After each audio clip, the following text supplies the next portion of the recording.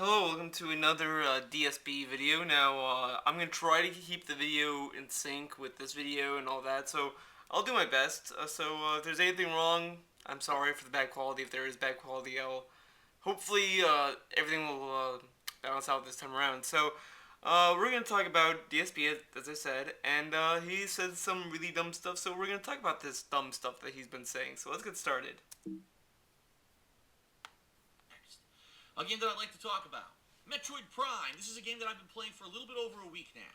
And this is a game Metroid that Prime? people have asked me, Phil, will you play Metroid Prime? They've been asking me for years, will I ever check out Metroid Prime? It's a franchise that I completely missed out on. This franchise completely, it was stationed in that era when I wasn't into playing console games between, say, the year 2000 and 2007, when I didn't touch any console video games. That's when this Metroid Prime trilogy came out, and I never played any of them. So I was like, man, I'll finally get to play Metroid Prime. And I'll be honest, I've played the game now, I think for 3 to 4 major sessions, so we're talking around a little bit over 10 hours of gameplay probably. And my honest opinion is this. The game is definitely dated. And what I mean by that is the visuals are very dated. They didn't update the... What I mean by dated that is really that it's old. It's an old game. Metroid Prime came out on the GameCube originally. Then the first two, at least. Then they re-released the first two on the Wii. But since the Wii didn't have HD capabilities, it was still the same kind of game. It still ran at 480p. I mean, I know the GameCube had, it might have been able to do 720, but for the sake of this discussion, 480p is the resolution that they went with. So, that happened. Okay, great. And then, then for the Wii U, they re-released the trilogy on the Wii U. And really, from what I understand, is that it's not really a remastered or anything. It's the same game from the Wii on the Wii U. So there's really nothing different or bad about these releases other than that they will look like GameCube or Wii titles. So that's it. And like HD or anything like that. And there's definitely some archaic things like enemies respawning every time you re-enter a room. That could be a little difficult and a little annoying for people who are more into modern games. But for the most part, it's not it annoying. Is a really nice balance of classic kind of open world exploration gameplay, backtracking to get items and hidden upgrades and stuff. That kind of gameplay from the previous Metroid games combined with some really fast-paced first-person shooter gameplay. Now, I've got some criticisms. Number one, I'm going to be honest, and you guys know... Now, this guy, he raged in Metroid Prime. He did a Metroid Prime playthrough I think Sunday or Monday, or I think it was Sunday, and he was playing it, and then he got really angry and raged, and people were saying that he rage quitted the game, and he said, I didn't rage quit the game. So let's keep that in mind. He said he didn't rage quit the game, and he didn't rage. I don't like the Wiimote. I never have. I don't like the idea of motion controls. I don't think that flicking your wrist around... Now, this is kind of a fair argument. I am a game criticism, I feel like... I always have been. Because I have a Wii sensor bar for my Wii U, and I can never get it to work for first-person shooters as well. Because I can't get on top of the TV, it keeps falling, so... Metroid Prime trilogy for the Wii U, you yeah. have to use the Wiimote and nunchuck.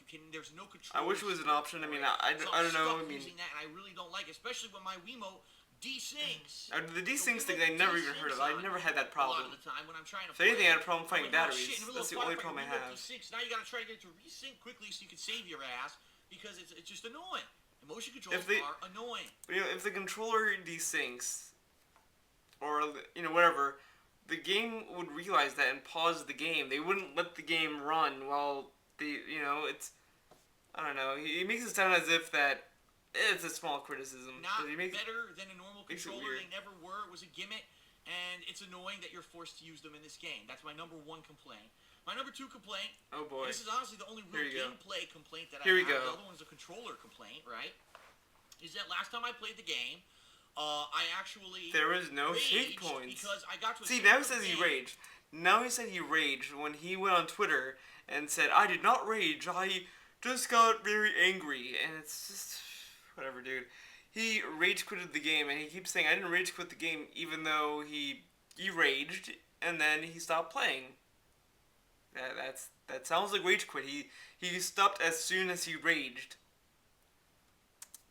incredibly difficult, way more difficult than anything I'd done into the game up to that point. Everything else was like a cakewalk. I get to this one point in the game, and I'm killing gauntlet after gauntlet. The game gets enemies. harder when you four entire get through rooms it. full of new enemies. Metroid Prime came out. Learn how to injure and damage Metroid Prime them came out around the time where then I fought a boss or mini boss. games used to challenge you, and they would get harder as you go on. So basically, I played for like 45 minutes. This crazy gauntlet of enemies. Games are not that hard no anymore compared to that. They expect you to like backtrack 5, 6, 7 rooms to go save. No save but guess points, what? poor The baby. enemies respawn if you do that, so it's kind of like undoing your progress. See, he's used to games that kind of give you save points and kind of throw them all over the place, and you know. But once he sees a game that has very strategic save point locations, he can't really decide, oh, should I go back or should I keep going forward? Because here is really where, most players, if they really want to save, they'll go back and they'll save. I mean, part of the save points is that you have to plan your game a little bit. I mean, it's not as much it's not like Resident Evil where everything's a little bit more strategy, but with Metroid Prime, you at least want to know, you want to make the time for it. Especially to me, the general rule of thumb is that any game that have save points, make sure you have the time to play them, because those are not very time convenient. But if you can make time for it and say well, it might take me a little while to find a save point, so I'll set this amount of time to it, instead of just kind of playing for this long and then be like, okay, I made a save point, I'm gonna play a little bit longer. Oh wait, where's the next save point? I don't know. It's just. If you went back to save your game. It's not that big of a deal. You just have to adapt to that. That I played of Metroid Prime by about half an hour, because I thought, sure, there'd be a save room. There'd always been save rooms in this playthrough so far. And I raged, and I was angry at the game and whatever, and I said, fuck this. Fuck this, I'm done. I don't feel like playing this game anymore. I talked about this a little bit earlier this week on a pre-stream. I didn't quit Metroid Prime. I just got angry that night that I was playing it. And I said, I don't want to play it anymore right now, and I didn't. And then I got caught up doing other stuff this week, like Rare Replay, and I never got back to Metroid Prime. Metroid Prime will continue. Okay, look. Well, okay, here's the thing. He stopped playing Metroid Prime. His excuse was that he got caught up this week. What was he doing this week? He just listed one game. So what was he... The Rare Replay collection came out on Tuesday. What was he doing Monday? What was he doing Wednesday? What was he doing Thursday?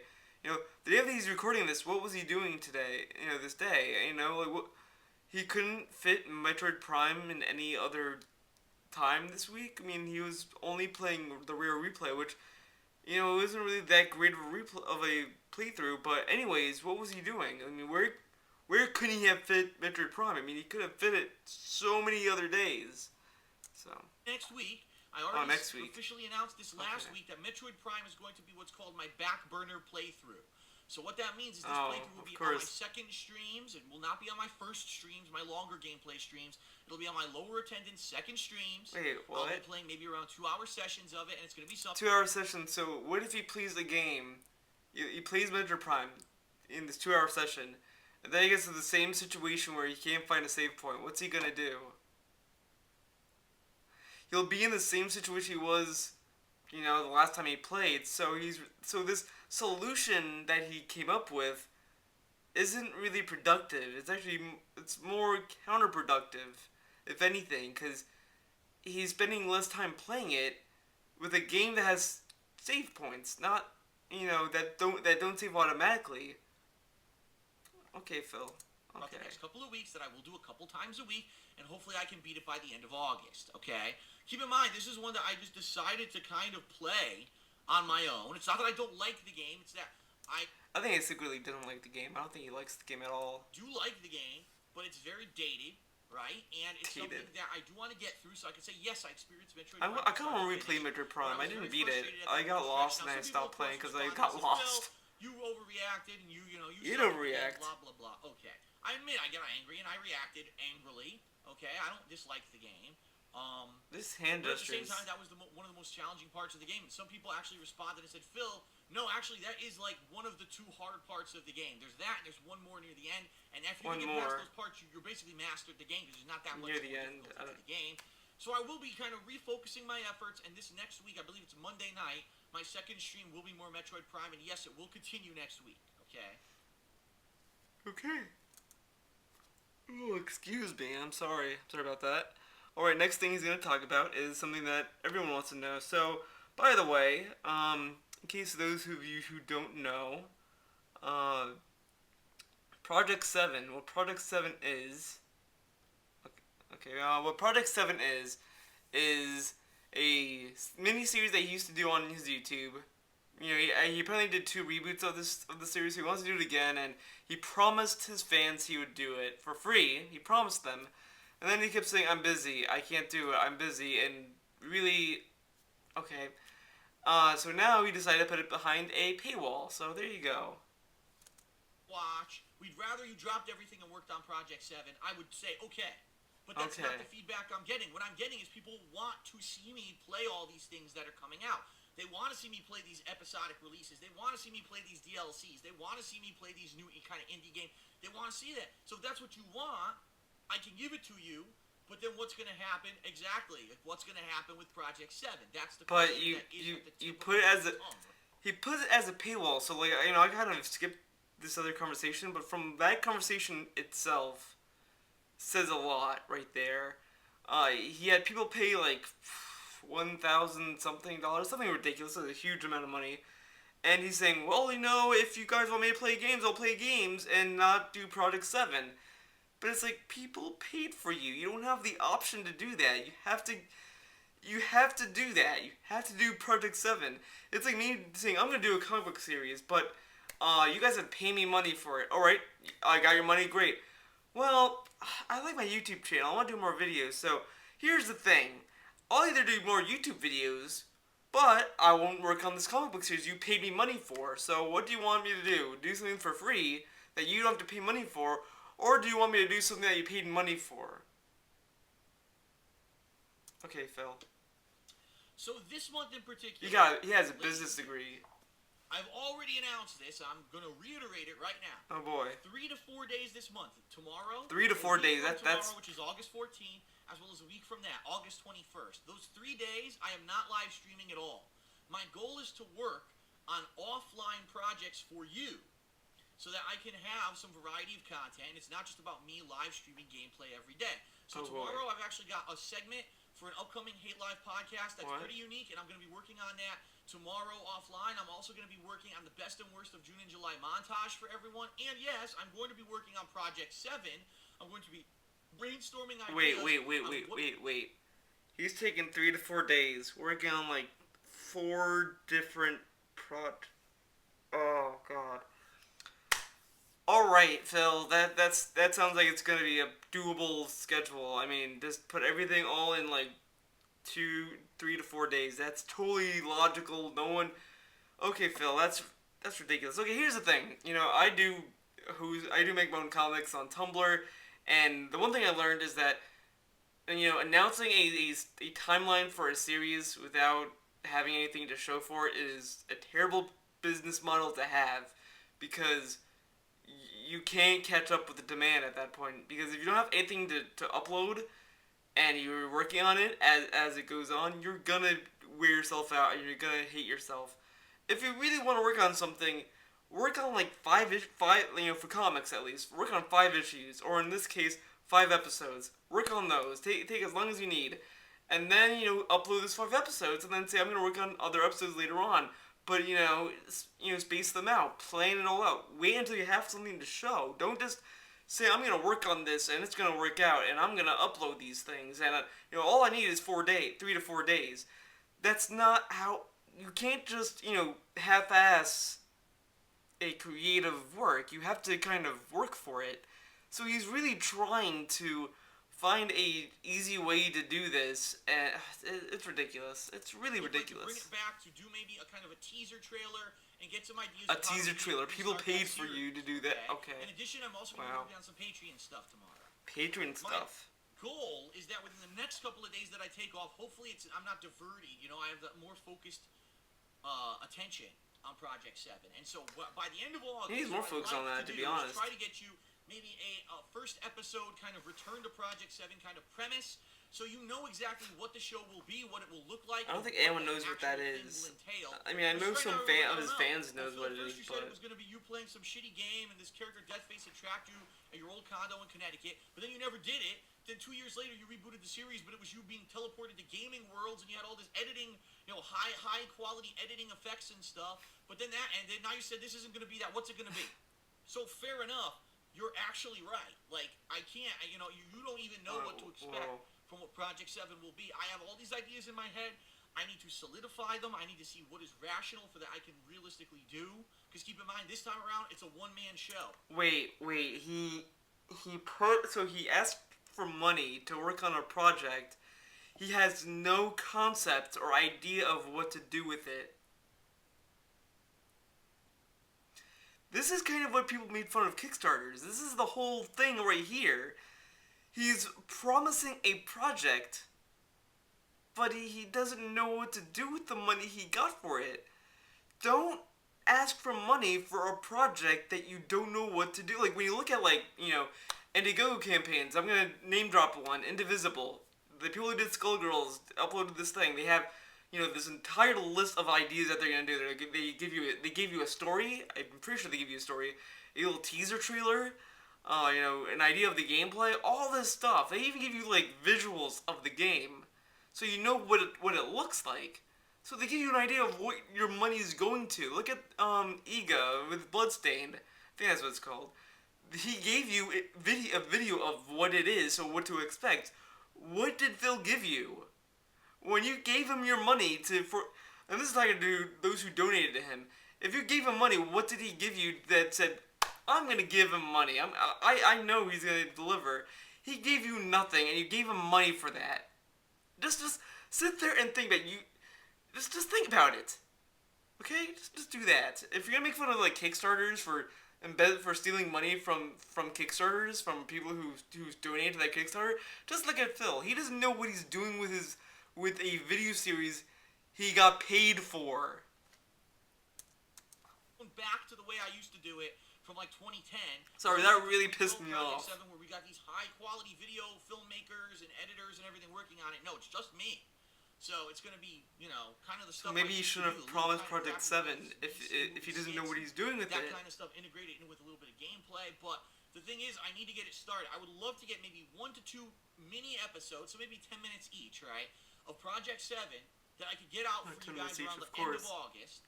So you at least have an idea of what exactly Project 7 is going to be. And maybe he already gave, by the end of August, I'm going to get 2 things out that's 10 minutes long.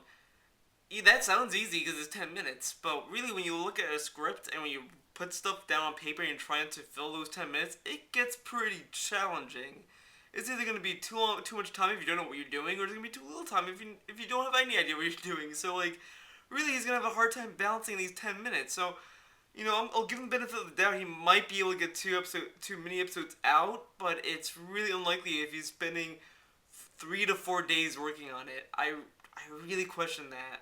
But whatever. Say, wow, this is something great. We'll We'd like to see this continue, or, we don't really like it that much. Maybe it was a good idea in 2010, but now 2015, it's not. I don't know. I need your feedback on that. Okay. Gentlemen,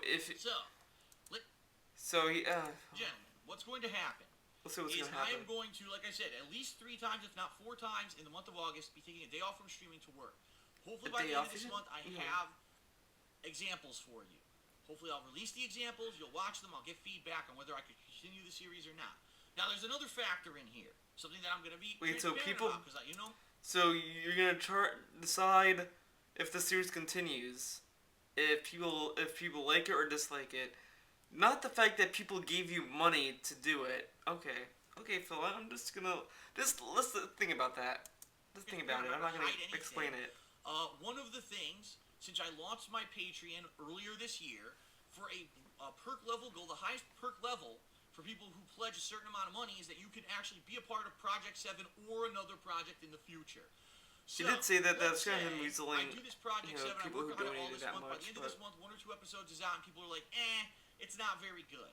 Well, then those people who did pledge that amount have the opportunity to be part of 2 different specials that I'll be doing this year. I've already decided in my head because I looked at my gaming calendar. See, he just sounds like he doesn't want to do it. And this year, I am committing to it.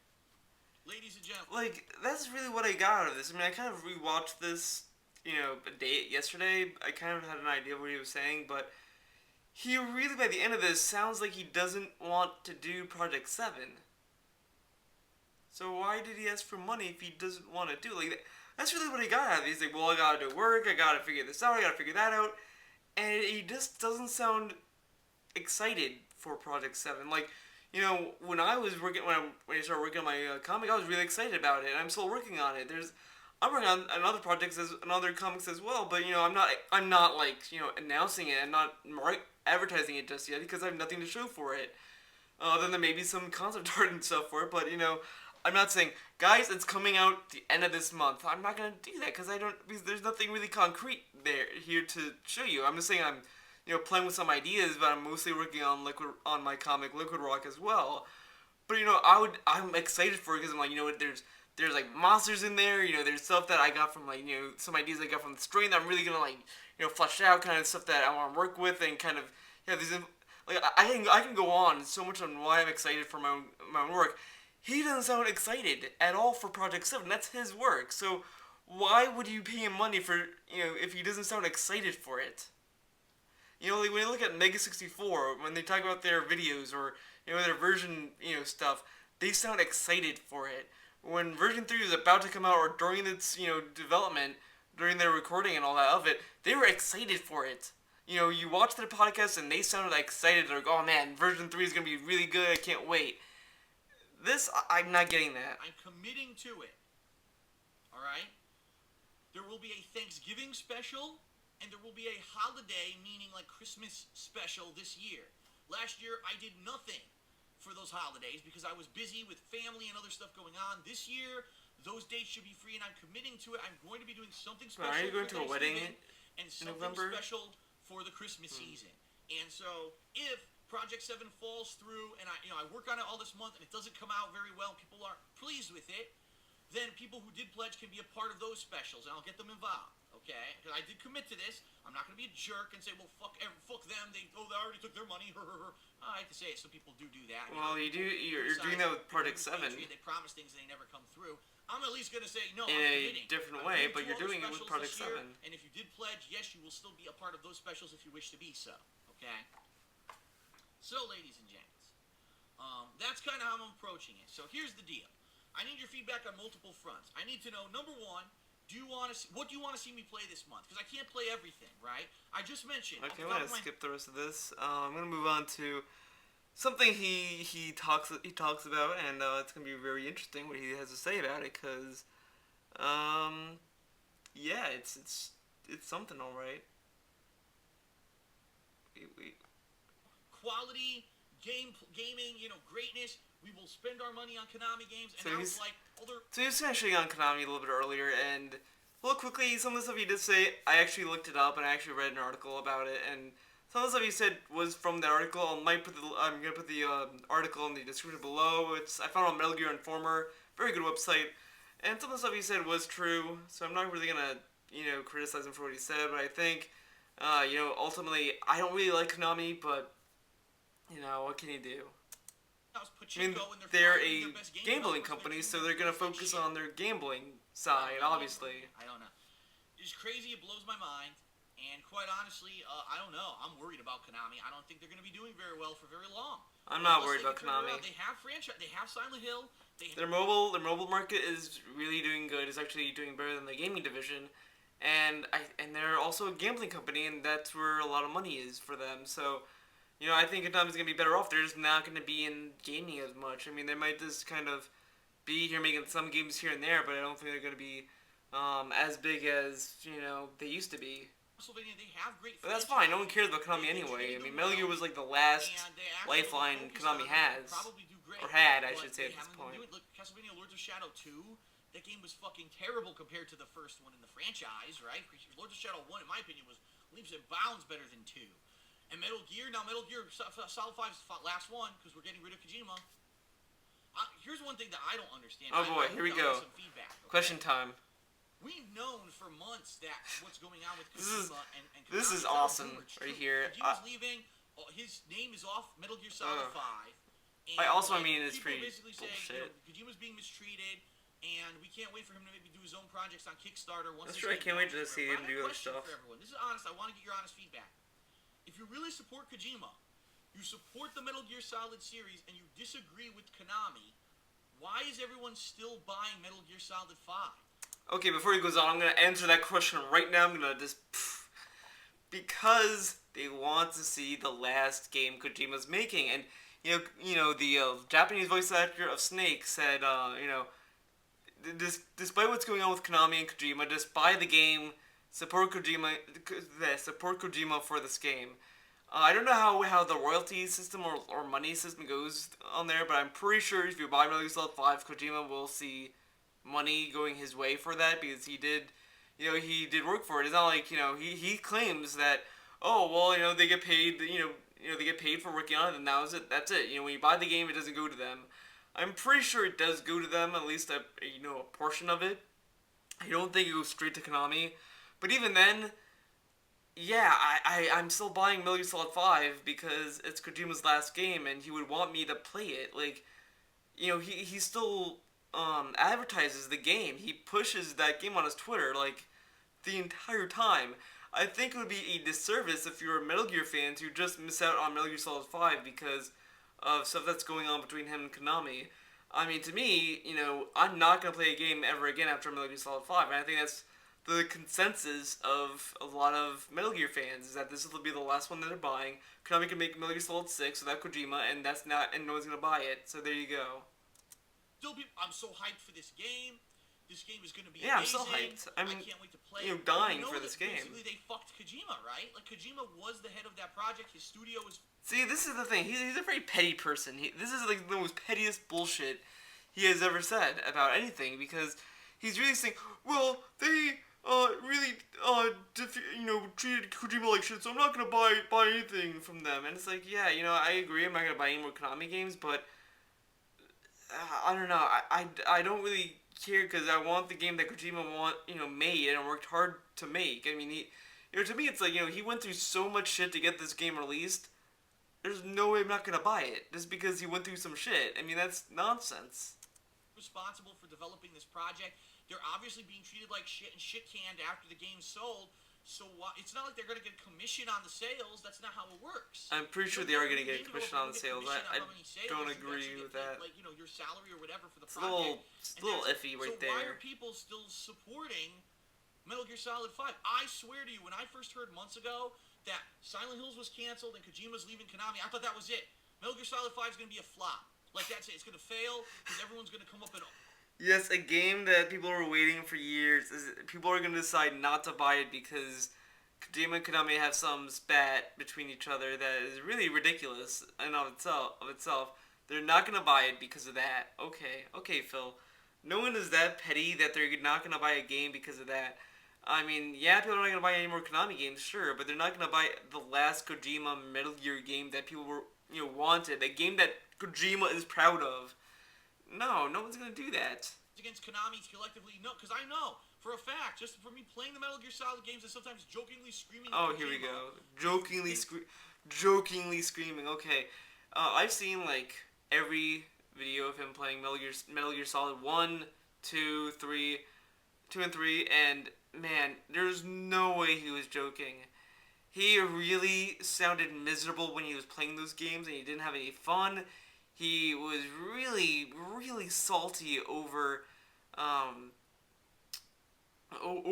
Like, he didn't sound like a baby. So, I really think that's ridiculous. Felt were like bad game design. I got massive ire and hate. Here's a company that has literally publicly said, fuck him, we're taking his name off the game, we're just taking your money because we don't give a fuck, and we're giving him a fucking boot to the ass. He's talking about himself now, because he shits on Kojima all the time, and then he's getting money for doing gameplay streams and taking Patreon money. So him and Konami are like best friends at this point because they're doing the same thing. But the only difference is that, at least, when I buy Metal Gear Solid 5, I get a good game out of it. If I give Phil any money, I'm gonna, get nothing but regret out of it. So there you go. Game. And of course some people will say, well, because Kojima made the game. Yeah? Yeah, that's So it. Kojima made the game, but he's being mistreated. So you're going to give money to the company that's mistreating him just because he made the game. Nope, Or would you I'm save your not money for when Kojima buying makes Metal his Gear own Solid 5 project because they later on and mistreated him. support it via Kickstarter? I'm Okay. just saying, like, I'm thinking logically here. Logically, so he's like, oh, and so so people can't buy the game and then donate to his Kickstarter. Like they can't do both. And for all we know, Kojima won't be even doing a Kickstarter because he is a very well-renowned director. There's no way he's gonna be out of the job for long. I mean, there's no way any other company will be like, oh, Kojima's applying. Let's not hire this guy. Fuck this guy. No, he's gonna get a job easily. I mean, he's a very famous person. He has star power to him. It's just ridiculous what he's saying, and no, just no. And to me, it doesn't seem to make sense.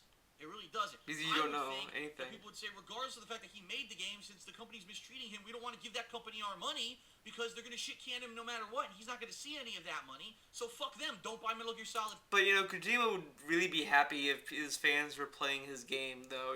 When people buy Metal Gear Solid 5 and they play it, they're not gonna say thank you Konami for the game.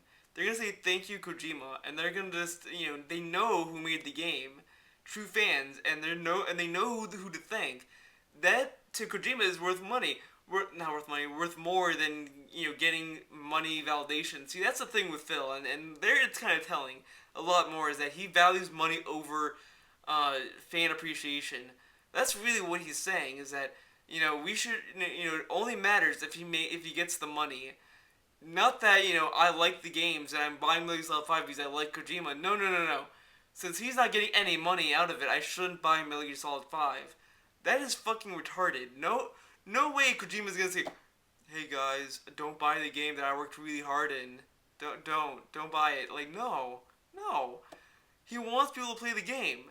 So what Phil is saying is retarded. There's so many things wrong with it. And it really shows his ego or his ideology on money. Because he definitely, he definitely weighs money over fan or over criticism and everything. Obviously, that's what Phil thinks, and that's what he's saying right here, and that's why he thinks this because he values money. That's really why he's saying this. But it's been the complete opposite. It's been no, everyone must buy Metal Gear Solid 5 because it's the final Metal Gear, and it's like so you're basically paying the devil. You're saying, well, the devil's fucking over our hero, but we're gonna pay the devil anyway because we want to play this game. Well, he's not gonna be part of Konami anymore after we pay him, so it doesn't matter. And even people in the streets right now to support Kojima. If you buy Metal Gear Solid 5, you are not supporting Kojima. Here's how you are supporting Kojima. Okay, you buy Metal Gear Solid 5. That's a Kojima game. Everyone who buys it knows that. Alright, Konami announces Metal Gear Solid 6 from Bill Billing, whatever. No one's gonna buy that game. There you go. You're supporting Kojima because you bought a game that's made from him. And then, when the game that's, the next Metal Gear game that doesn't have Kojima's name or anything in it, and you don't buy that, it's gonna show that you bought the game with Kojima in it. Okay, Phil. Your money to Konami. Kojima will already have been paid and left the company by the time you play Metal Gear Solid 5. You are wrong. So I don't understand this mentality. I don't understand why you can support something without giving money. I don't get it. Last game with Konami, but you're paying the devil who fucked him. So that's what I don't understand. So maybe people will give me more reasoning or whatever. Certainly, I'm not talking shit about Kojima. I respect him as a game developer. I think he's. I respect him as a game developer from the guy who insulted him every step, any chance he had. E3 2014, they released a trailer of Metal Gear Solid 5. He complains and says that Kojima's egotistical or something to that extent, and saying that he gave his own plug in the trailer that he worked on. That's ridiculous. And it's like, dude, it's his game, and it's his trailer. He did work on the trailer. He edited that trailer. So, of course, the game is, give himself a credit. It's ridiculous. Well, he's giving, his Twitter plug on his hatelive and his Patreon plug right on his hatelive. It's ridiculous. Konami, with all the shit we're hearing about this, more and more, I think it's a fucked up situation. I think it is a fucked up situation, but that doesn't mean I'm not gonna buy Metal Gear Solid 5. Needs to fucking film. If you get bought out by another company and be. You'll look at a rude awakening when people stop buying their games after Metal Gear Solid 5, and they will be able to kind of put two and two together. Why people stop buying their games? But it's a joke in my opinion. I think Kojima has put out quality content, great games, and has made a ton of money for Konami. Dude, he's lying. Better. in my opinion. Puts out great content while he's shitting on his content. Okay. Bullshit. And I don't understand. I mean, he's not shitting on him now, of course not, but if you look at his past video record of him and Kojima, it's really, you can kind of tell that this is all BS. It's not genuine at all. You take his name. He is Metal Gear, and they're taking his name off the game. That is such a fuck you. That's like spitting in his fucking... Sure, they're taking the name off it, but when you play the game, he's still credited as the director. When you play the game, it's going to say directed by Hideo Kojima. There's a lot of stuff in the game that has a lot of Kojima styles, and his quirks are in the game, are littered in that game. So, really, his name is being taken off. Sure, it's not shit, but the game has his spirit in there, so there you go. Rubbing a pile of shit in his fucking mouth. Like, how could you do that? That's fucked up. So, I don't know. That's fucked up. Some people, of course, now will say, well, Phil, are you going to play Metal Gear Solid 5? Well, people want to see me play it, right? And quite honestly, I will say I do kind of want to see him play that game because I want to see how bad he's going to feel at it, because this guy can follow simple directions, so I'm interested in seeing how he's gonna fare in an open world game. I really want to see that, especially with an AI that adapts to your play style. So I really want to see how he plays it.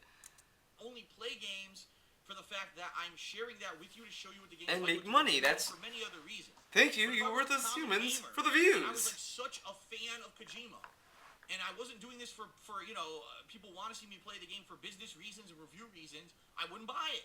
I'd boycott it. I'm just saying. I would. I boycott it. But I'm not. Also, I'm not a super fanboy of Kojima either. So I don't know. We'll see what happens with this. But I'd like your feedback on that. If you are a fan of Kojima, why would you support Konami? That's just a question I'm throwing out there. I'm not supporting Konami by playing Metal Gear Solid 5. Sure, they get my money, but... Play Metal Gear Solid 5. I love Kojima. I hate Konami, but I'm buying Metal Gear... Support isn't measured with money. Just saying. The money pays their bills and shit, but to me, support is measured with appreciation and how long your fans stick by you. Like look at Mega 64. A lot of their fans appreciate them because they buy, not only because they buy their merch, but they watch their videos, they pass their videos around, they talk with other fans, they really appreciate their work, but they don't have to give money to them.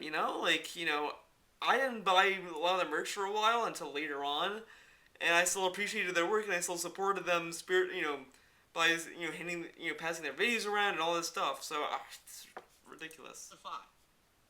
I don't know. Maybe I just. I don't know. I'm Phil. I don't know. All right. I think I'm gonna stop here. So thanks for watching. I know that he says other nonsense stuff in this video. I might put that in a separate video because he might talk a long time for that. So thanks for watching, and see you next time. Let me know if you like these kind of videos, because I don't know. I really want to work more on some art videos coming up. Hopefully I can get that kind of stuff working out. There will be a art stream that I'm gonna be doing on Monday. I'm gonna try to do it every Monday as much as I can. So I'll definitely put something out, an alert or something. But stay tuned for Monday. I'm gonna do an art stream. So see you then, and have a nice day.